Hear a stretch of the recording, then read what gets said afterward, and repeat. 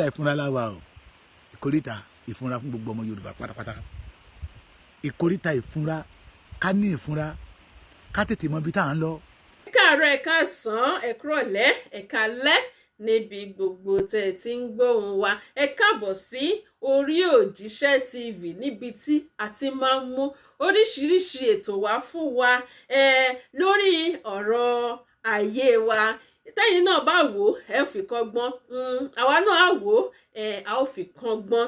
ẹ bá wa like ẹ bá wa share ẹ bá wa comment sí orí òjíṣẹ́ TV pàápàá jùlọ ẹ bá wa tẹ notification bell so that a bá upload ẹ̀yin lè máa kọ́kọ́ máa rí ohun tí a bá gbé jáde sí orí òjíṣẹ́ TV ṣé wá rí nǹkan tó mú wá fún wa lénìí ara ọ̀tọ̀ ni ó lágbára mo fẹ́ kẹ́yìn náà jókòó kẹ́ wá lọ wo ohun tí a mú wá fún wa lénìí ó yá ẹ wá lọ wò. pé ojú ò gbẹ́dọ̀ tí Yorùbá ìran Yorùbá gbẹ́dọ̀ kó nínú ìgbèkùn mo ti kí gbogbo ẹ̀yin bàbá wa àtẹ̀yin ìyá wa tẹ́ sọ wípé olóore ò gbẹ́dọ̀ kú sípò ìkà pé ọmọ yín ni ọmọ Adéyẹmọ pé ẹ ó ṣùgbà rẹ̀ mo kí yín o ẹ ti rí kókó ọ̀rọ̀ tí mo gbé wá ìkórìtà ìfúnra fún ọmọ Yorùbá káàfàtà ìkórìtà ìfúnra láwa o àti ń wí látijọ́ yìí àwọn kan sọ pé náà láì náà irọ́ náà ń pa ṣùgbọ́n àti wá jọ ń rí lọ́wọ́lọ́wọ́ ohun tó ń ṣẹlẹ̀ ó ti ń fi hàn wá pé lóòótọ́ àti lódodo Yorùbá have two great enemies the Igbo and the Hausas torí pé tẹ́ bá wo ìpilẹ̀ṣẹ̀ Nàìjíríà nígbà tá máa dá Nàìjíríà lẹ̀ ní 1914 that me and you believe pé ìran Yorùbá ti wà before 1914 wọ́n ní Yorùbá Igbo àti Hausa Yorùbá Igbo àti Hausa British pa wọ́n papọ̀ wọ́n sọ wọ́n di Nàìjíríà bó tiẹ̀ jẹ́ wípé ẹ̀yà ọ̀tọ̀ọ̀tọ̀ orílẹ̀-èdè ọ̀tọ̀ọ̀tọ̀ torí ìmọ̀tara wọn nìkan torí ìjẹkújẹ títí wọn nìkan wọ́n sọ wá di ẹyọ kan kí àwọn lè máa rí owó ṣayé that they want to continue lead the war kí àwa ká lè máa jìyà ṣùgbọ́n lóde òní láti pilẹ̀ṣẹ̀ èmi àtẹ̀yìn náà ti rí wípé nínú ẹ̀yà mẹ́tẹ̀ẹ̀ta tán pè ní Nàìjíríà ẹ̀yà mẹ́tẹ̀ẹ̀ta tán pè ní Nàìjíríà ta lára ni jù ta ni wọ́n fúngun mọ́ jù ta ni wọ́n rí gẹ́gẹ́ bí ọ̀dẹ̀ jù ta ni wọ́n ò tiẹ̀ jẹ́ kó jèrè ilẹ̀ jù. Number one àrà tí Hausa ń dá ní ilẹ̀ Yorùbá tàbí kí n sọ pé tí Fúlàní ń dá ní ilẹ̀ Yorùbá wọn bí ọmọ Yorùbá kan dá kó dárú ẹ̀ lọ́dọ̀ wọn lọ. Àrà tí Ìgbò ń dá ní ilẹ̀ Yorùbá wọn bí ọmọ Yorùbá kan dá kó dárú ẹ̀ lọ́dọ̀ wọn lọ. Ṣé àná ni àbí ìjẹta mo sọ now the federal capital ó ti pọ́nà mẹ́tẹ̀ẹ̀ta náà ní ẹ̀yà mẹ́tẹ̀ẹ̀ta wọ́n ti gbé lọ sí Calabar àbí bẹ́ẹ̀ kọ́ wọ́n ti gbé lọ sí Abuja wọ́n ti gbé wá sí Èkó ìgbà tó gbé kúrò ní Calabar gbogbo wọn ṣí kúrò ní Calabar wọ́n ṣí wá sí Èkó àbí bẹ́ẹ̀ kọ́ ìgbà tó gbé kúrò lÉkòó kí ló dé tí wọn ò ṣí kúrò ní ilẹ̀ Yorùbá àti tó jẹ́ Èkó tí wọn ò ṣí kúrò mẹ́ kán lọ sí Abuja ìgbà tó dórí Yorùbá tán náà sọ Lagos state di no man's land but nígbà tí ó wà ní Port Harcourt ìran Yorùbá ò sọ pé Port Harcourt no man's land we believe that some people hold that land ṣùgbọ́n nígbà tó dórí Yorùbá the Lagos state became a no man's land àwọn tó l'Abuja náà wọ́n sọ fún wa wípé the Fulanis wọ́n sọ fún àwa Yorùbá pé Abuja belong to them ẹni ìrọ́ ni mo pa nígbà tí Tinubu yan Wike as FCT minister mogun tẹ́gbẹ́ ni mogun tẹ́gbẹ́ pé láyé àwọn ò lè gbà báwo ló ṣe máa yan south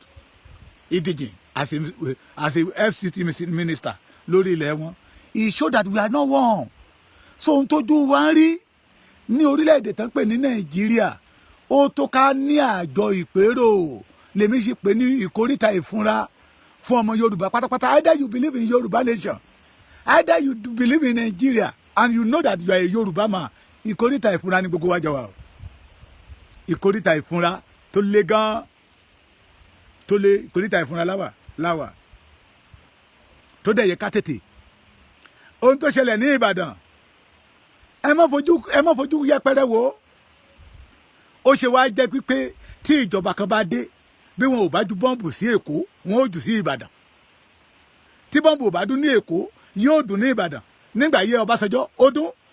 nígbà ayé Yar'Adua ó dún nílẹ̀ Yorùbá ni o nígbà ayé Jonathan ó dún ṣé ti Buhari náà ò dún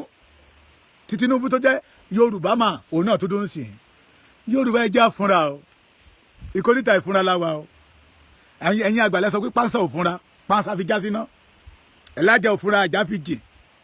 bẹ́ẹ̀ dẹ̀ rí onílé tí ò bá fúnra olè ló máa kó lẹ́rù lọ èmi wá yí wa padà lẹ́ni pé Yorùbá tí ò bá fúnra àjòjì ni ó gbalẹ̀ wa lọ́wọ́ wa gbogbo géèmù tán ń play pátápátá ó yé àwọn àgbàlagbà ó dẹ̀ yé àwa ọ̀dọ́ kí ló dé tá à ń ṣojo kí ló dé tẹ̀rù ń bà wá kí ló dé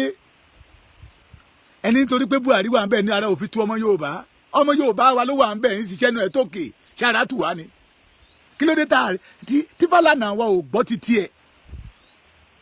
bẹ́ẹ̀ Yorùbá náà ló máa sọ pé Fálànà gbọ́ ti tiẹ̀ tara ẹni là ń gbọ́ kí ló dé tí Fálànà wa ò gbọ́ ti tiẹ̀ kí ló dé tí Yorùbá ò tú ẹrù wa palẹ̀ ká tú ẹrù wa dì kí ló dé we are not a second class citizen in Nigeria mi rò pé àrítọ́ọ̀dù gan mú àrítọ́ọ̀dù mú gbogbo ilẹ̀ wa pátápátá the Fulani control it wọ́n á ṣe bó ṣe wù wọ́n síbẹ̀síbẹ̀ àwọn kan Yorùbá náà dẹ̀ sì tún sọ wípé we are one lọ́nà wo torí ìjẹkújẹ tẹ́ fẹ́ jẹ́ ẹ̀ẹ́dán tí ọjọ́ ọ̀la Yorùbá ìkórìtà ìfúnra la wa o ìkórìtà tí ọmọ Yorùbá gbẹ́dọ̀ ní ìfúnra ìkórìtà tá a gbẹ́dọ̀ rórí ara wa ìkórìtà tá a gbẹ́dọ̀ jókòó káwò ṣé bí a ṣe máa bá lọ rèé bí a ṣe máa bá lọ rèé bójòjò bá ń ṣe ọmọ olówó wọn ní kó rọ́jú kó fomi toro ẹja sẹ́nu abẹ́ẹ̀ tí ì gbọ́ rí pẹ̀lẹ́ my dear eat small sorry wọ́n ní mọ́mí I'm sorry my dear ẹ jẹ́ kó jẹ́ ọmọ tálákà ni wọ́n ní alákọ̀ọ́rí tún gbèsè ẹ̀dẹ́ kí ló dé tí wọ́n ń gbá màmá wa lórí lójoojúmọ́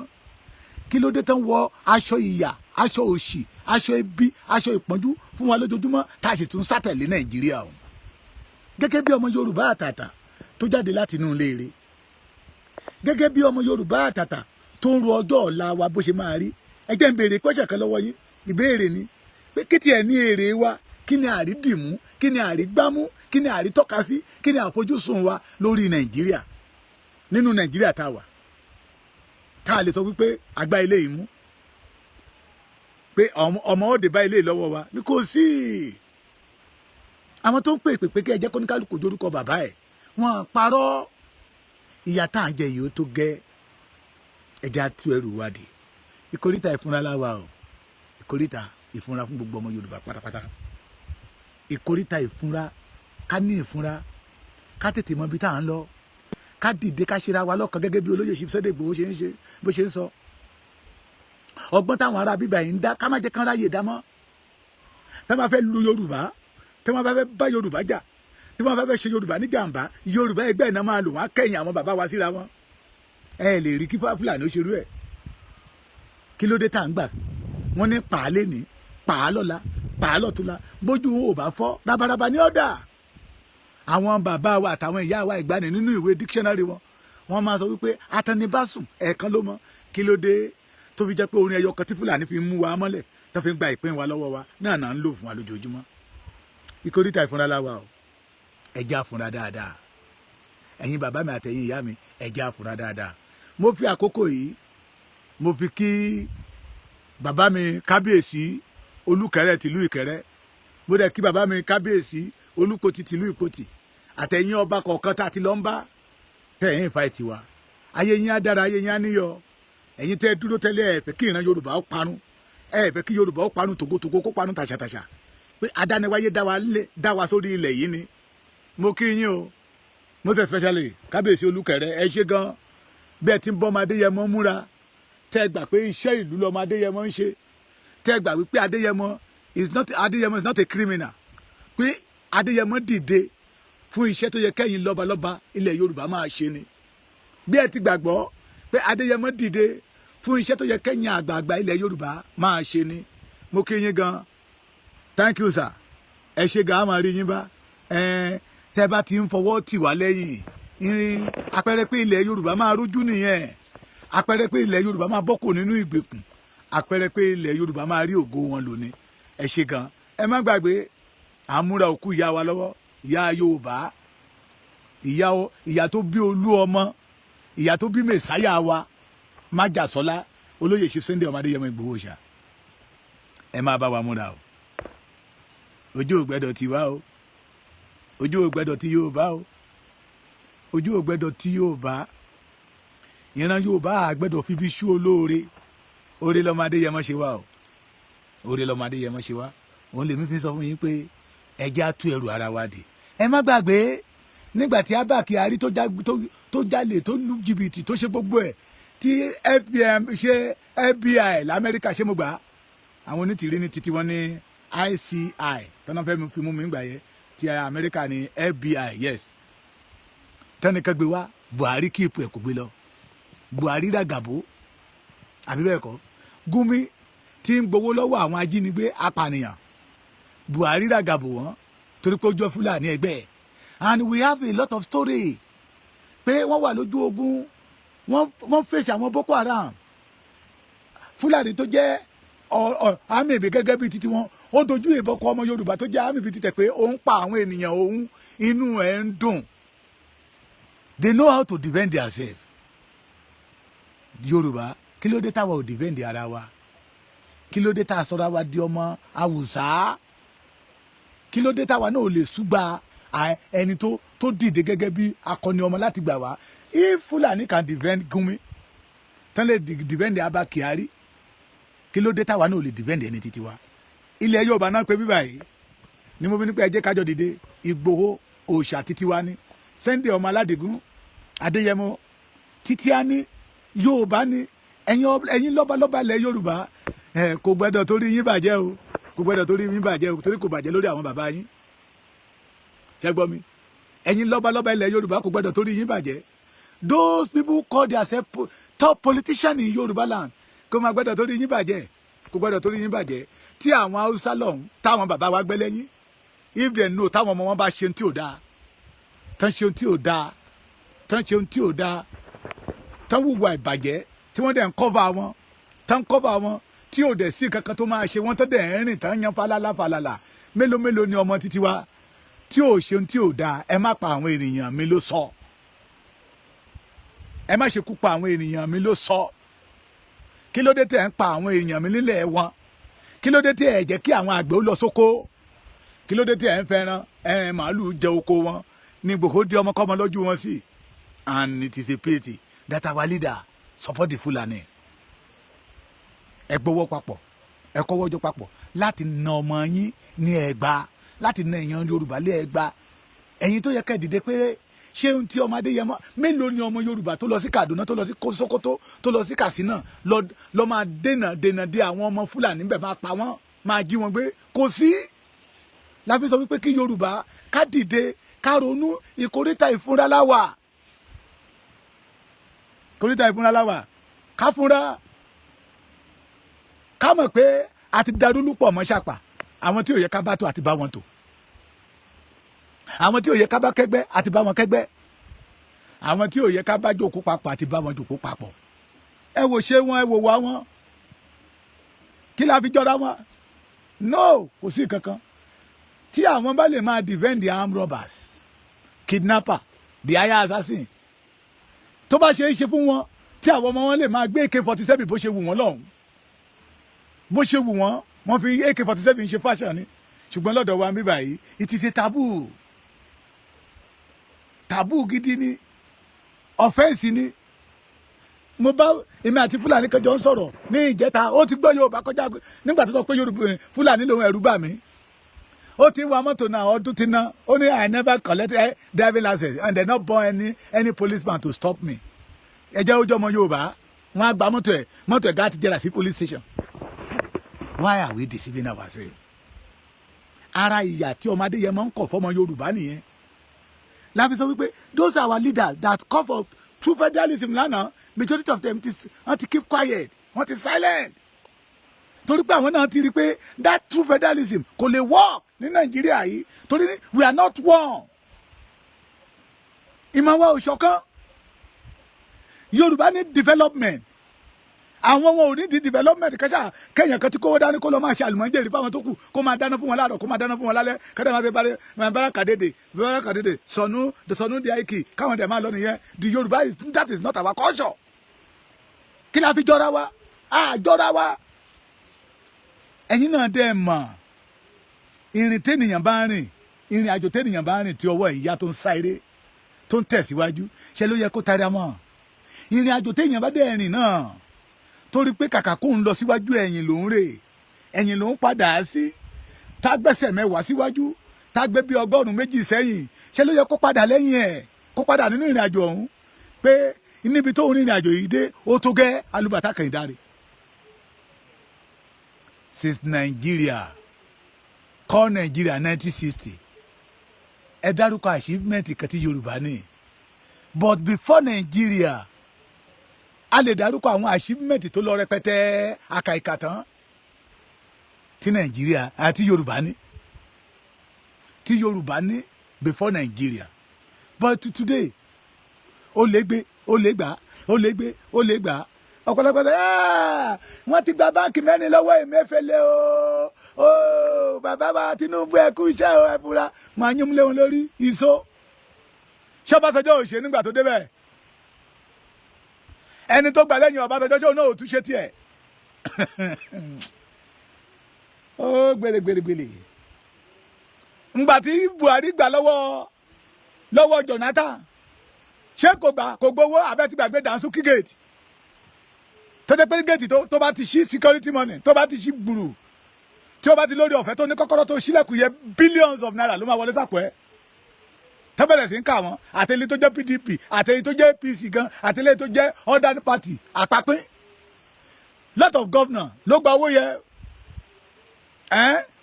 ṣebí ìjọba ẹni tó gbowó lọ́wọ́ Dànsúkì gate àkàìmẹ́yẹ owó Àbáṣà tánà gbàgbà yẹn lọ́hùn o Tinubu náà tó bẹ̀rẹ̀ sí rí pt tira ẹ̀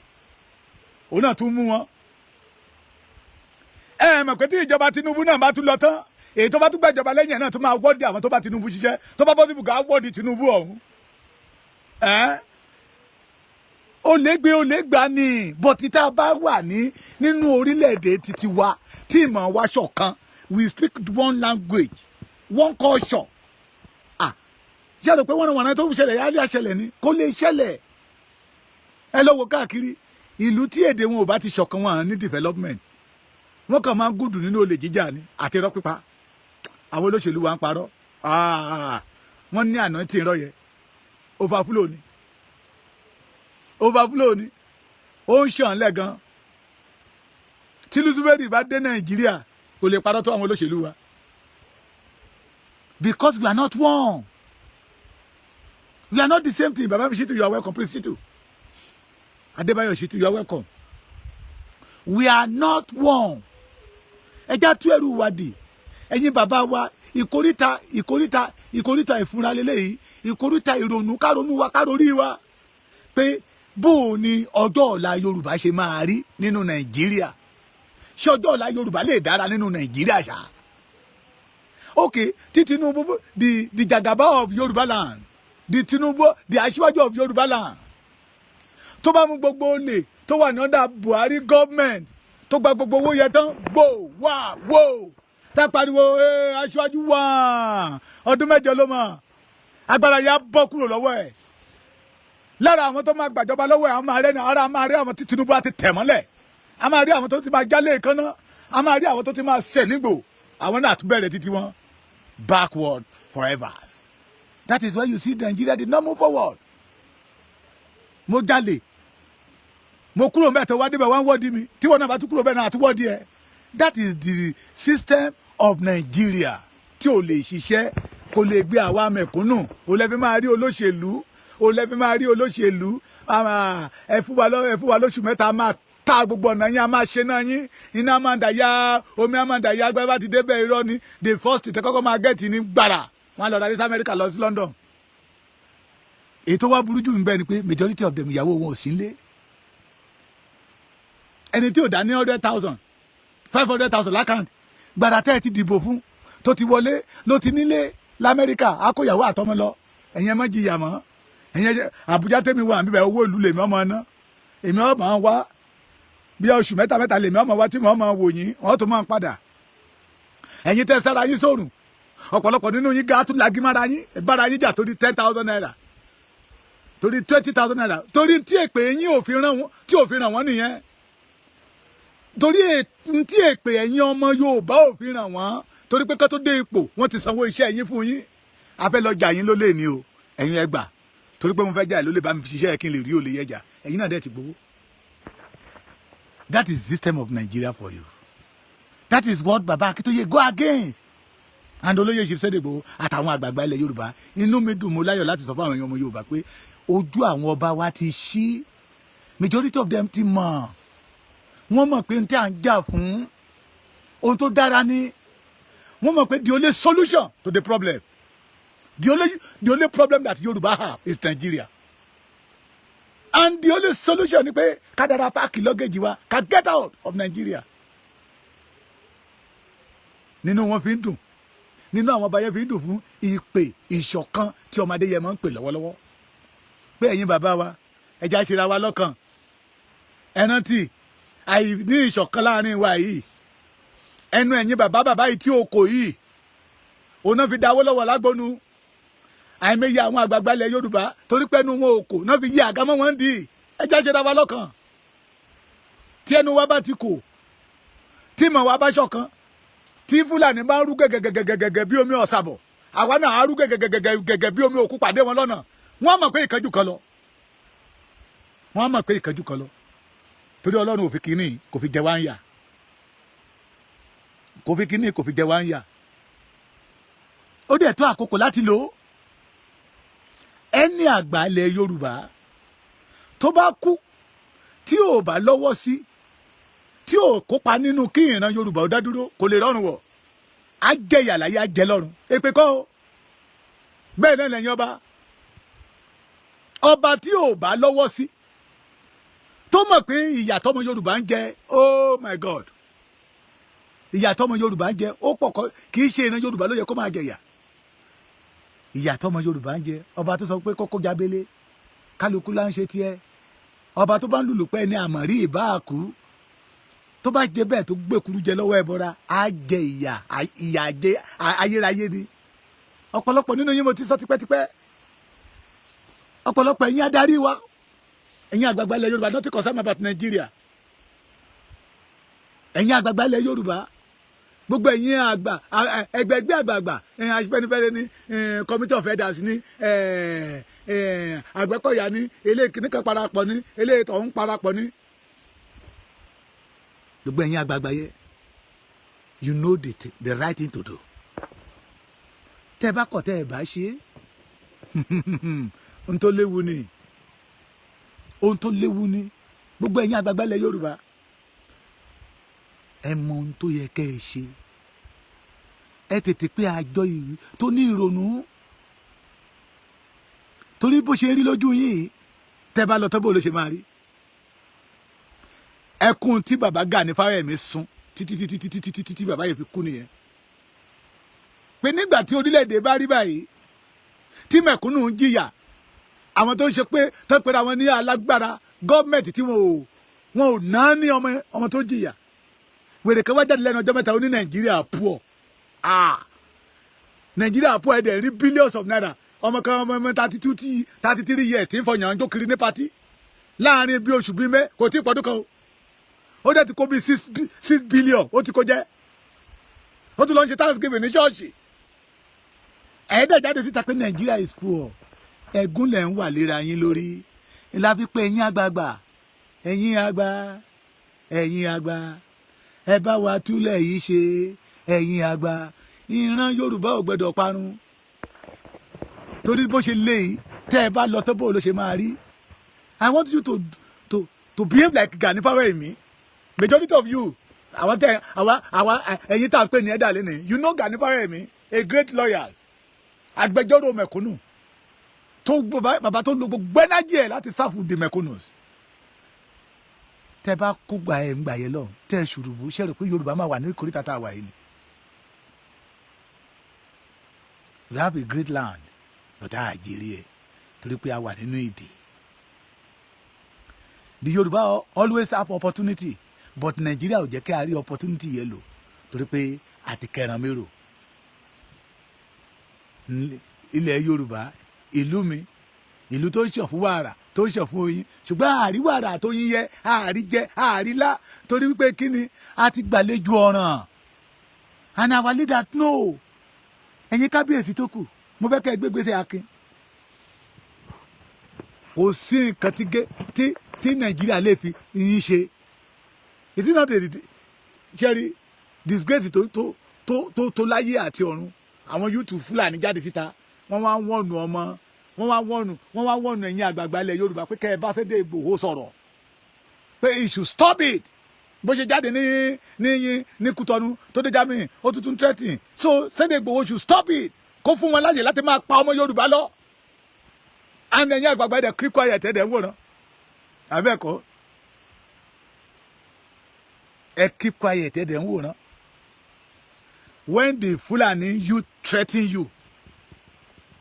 kò sí àgbààgbà ilẹ̀ Yorùbá kan tó lè jáde síta pé okay we should want Chief Sunday Igboho kẹ́mọ́tẹ̀ fi ṣífù sí, okay we should want you warn our son Sunday ọ̀kẹ́tẹ̀ pé ní májàsọ́lá pé you should not say anything again, so your people should continue killing the Yorubas. Ó mà ṣe o, ẹ̀yin àgbààgbà ẹ jẹ́ ká tó èrò wa pa. Oore kan tẹ́ lè ṣe fọ́mọ Yorùbá òun náà ní kẹ́sù gba orílẹ̀-èdè títí wa. You know the record. Àwa ò tún gbọ́dọ̀ máa gbéwé ìtàn síta fún yín pé ní 1990 gbọgbọrọ kan ní 1950 ní 1960 1820 1715 1660 báyìí ló ṣẹlẹ̀. This is the achievement that Yorùbá ìgbà yẹn ní Yorùbá ṣe báyìí ìgbà yẹn gbogbo ẹ̀ lẹ́ẹ̀mọ̀. Since 1960 kí ni achievement Yorùbá failure. Yorùbá tó ní ojú tì ń gbà yẹn lọ́hùn. When we mingle with Nigeria, kò sí ojú tì mọ́. The Yoruba started produce notorious armed robbers, notorious kidnappers. Tí ọmọ Yorùbá mi bá gbé irọ́ kalẹ̀ báyìí ẹ̀rù máa bà yín, àyà yín máa gbọ̀n pé níbo ló ti rélé yìí. Láyé àtijọ́ ìtìjú àwọn ní onítìjú mi ni kò sí ní tó jẹ́ bẹ́ẹ̀ mọ́. Láyé àtijọ́ àwọn bàbá wa máa lé ọjà sọ́nà, wọ́n lé ọ̀gẹ̀dẹ̀ débẹ̀ kó ilé tó fẹ́ ni kó mówó ń bẹ̀ lénìí. Bó o bá múra àtiwá àtọ̀gẹ̀dẹ̀ àtiwá àti ọsàn àtiwá àti pineapple ni wọ́n á jí yín gbé papọ̀. Láyé àtijọ́ àwọn bàbá wa òun tilẹ̀kù wọ́n kí nílùú Yorùbá mi bá wọ́n kí ìlú kan Ìwó ọmọ olódò ọba. Ìwó tí ò ní lẹ́kù tí ò ní kọ́kọ́rọ́ àbí bẹ́ẹ̀ kọ́ kán má ní kọ́kọ́rọ́ lénìí kán má ní lẹ́kù. Ọlọ́mọ jẹ́ ń jí àwọn ọmọ àtayágbé tó bá sùn nulẹ̀ ní. Láyé àtijọ́ nígbà ooru ìta la máa ń sùn sí ní ilẹ̀ Yorùbá nígbà tí Yorùbá sì ń jẹ́ Yorùbá. Níta bá ní àwa náà bá fẹ́rẹ́fẹ́rẹ́ ń bẹ̀ kí ló dé lónìí torí pé akẹ́ran mérò ni wọ́n ti ń rẹ̀ wá dẹ tẹ́lẹ̀ wọ́n ń wo ibi tó ti máa mú wa wọ́n wò tábà ti rí ọmọ alágbára kan ní ilẹ̀ Yorùbá tó dìde pé òun fẹ́ ṣe agbẹnusọ fún ìran Yorùbá wọn àgbà kò lórí gbò yín tó fẹ́ ṣe fọ́mọ Adéyẹmọ nìyẹn Ọlọ́run ni ò gbà fún wọn. Ṣé wọn àgbà bàbá Gani Fáyẹ̀mí wọn àgbà ń kó ni méjì ẹ̀wọ̀n kò sí lọ́ọ̀yà tó lọ sí ẹ̀wọ̀n tó bàbá Gani Fáyẹ̀mí mí ń dẹ̀rù pé lọ́ọ̀yà tó tún máa lọ sí ẹ̀wọ̀n tó bàbá Gani tó tún wà kò sí. Ṣé wọn àgbà bàbá ń kó ni ẹ̀ṣẹ̀ wo ni bàbá Awólọ́wọ̀ ṣẹ̀ ṣé wọn àgbà bàbá Awólọ́wọ̀ ní kò lẹ́wọ̀n ni bàbá wa Bọ́lá Ìgè ṣé wọn àgbà ń kó anybody tó bá ti dìde tó bá ti pé eléyìí fẹ́ máa ṣojú fún àwọn ọmọ Yorùbá ó fẹ́ ṣí ọmọ Yorùbá níyè pé bá ti ń rò wọ́n jẹ bí ìgbà tẹ́nìyàn bá ro àmàlà tó ń ro ẹ̀fọ́ yìí ó fẹ́ ṣí wọn lójú wọn fún ní kò lórí kó èyí tí ò bá já sí keep quiet adolundu.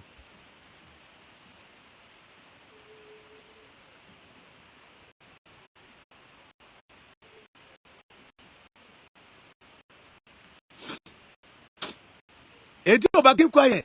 adolundu ní tó fẹ́ ṣe fọ́mọ Adéyẹmọ nìyẹn kan gbà ń kó lórí tó bá lè kú kó kú. Wọ́n wá kó ìbẹ̀rù sínú àyà ọmọ Yorùbá awakẹ́ni tó máa jáde tó máa sọ̀rọ̀ behalf of the Yorùbá but Ọlọ́run ò jọ wọ́n gbogbo rìkíṣí wọn gbogbo ète wọn òfo ló já sí. Ọlọ́run sọ wípé ó tó àkókò láti mú Yorùbá kúrò nínú ìgbèkùn. That is why we are calling the leaders the cabbage. We still need more cabbage. All the state, the 8 states in Yoruba land, Kogi and Kwara. We still need more of you guys ọ̀rọ̀ akitita. Lẹ́nu ọjọ́ mẹ́ta mo gbọ́ pé wọ́n ní àwọn ajínigbé ti tún ṣọṣẹ́ ní Kwara state wọ́n dárúkọ ìlú ọ̀hún. Ọ ìtìjú ni ìtìjú embarrassment ló jẹ́ fún ìrìnà Yorùbá pé àjòjì kan wá from far away wá ń dà wá láàmú lórí ilẹ̀ wa. Ìkórìtà ìfúnra la wa o. Ẹ má gbàgbé ẹ̀jẹ̀ àjọjókòó kájọ rò ká mọ̀ wípé ó yẹ ká dìde láti gbèjà orílẹ̀-èdè wa láti ṣiṣẹ́ ọjọ́ ọ̀la lẹ̀ kí àwọn ọmọ wa bá lè nísinmi lọ́jọ́ ọ̀la. Yorùbá wípé ara òrókùn ara òró ẹdìyẹ ẹ̀yin tẹ̀dẹ̀ tí Ọlọ́run tó ti ṣẹ́gi ọ̀la fún ipò típò tẹ́nìyàn bá wà láyé àdánwò ni o àdánwò ni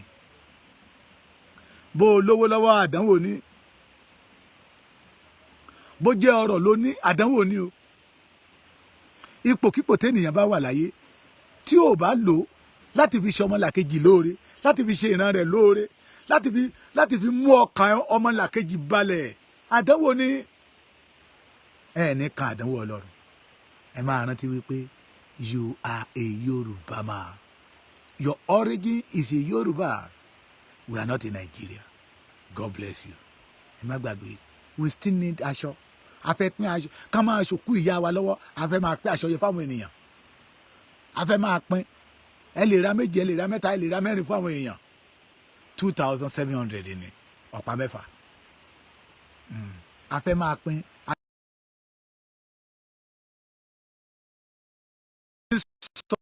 lọ́wọ́ bàmí ń bá mi ń gbé ọmọ Adéyẹmọ ga yóò dára fún yín lẹ́ẹ̀kan sí mo dúpẹ́ lọ́wọ́ bàbá mi Olúkẹrẹ tìlú Ìkẹrẹ Olúpotì tìlú Ìpotì lẹ́kìtì wa ń bí báyìí ẹ jẹ ju ara aṣíwájú lọ Ìrùkẹ̀rẹ̀ máa ṣe kíni adọ́kíní máa yín lọ́wọ́ bàbá mi orí àpèrè yẹn náà ò ní gbóná máa yín torí pé ẹ dìde láti ṣe fún ọmọ Yorùbá torí pé ẹ dìde pé ìran yín ò gbọdọ̀ parun àṣà Yorùbá ò gbọdọ̀ parun torí pé ẹ sọ wípé ilẹ̀ Yorùbá náà pé bí báyìí ilẹ̀ Yorùbá ò gbọdọ̀ parun ẹ̀yin náà ẹ̀ ní parun tògótògó tọmọtọmọ God bless you orúkọ mi ò yí padà èmi náà lọmọ yín Èébúdọlá bàbá Èkìtì yín náà ni ẹ ṣé gan. mo lérò pé ẹ̀yin náà ti rí ohun tí a mú wá fún wa lénìí ẹ bá wa like ẹ bá wa share ẹ bá wa subscribe sí Orí Òjíṣẹ́ TV ẹ bá wa tẹ notification bell sígbà tá a bá tún mú àwọn àkọ̀tun wá fún wa ẹ̀yin lẹ́ ò kọ́kọ́ máa rí títí di ìgbà tá ò tún máa pàdé lórí Òjíṣẹ́ TV ó dàbọ̀.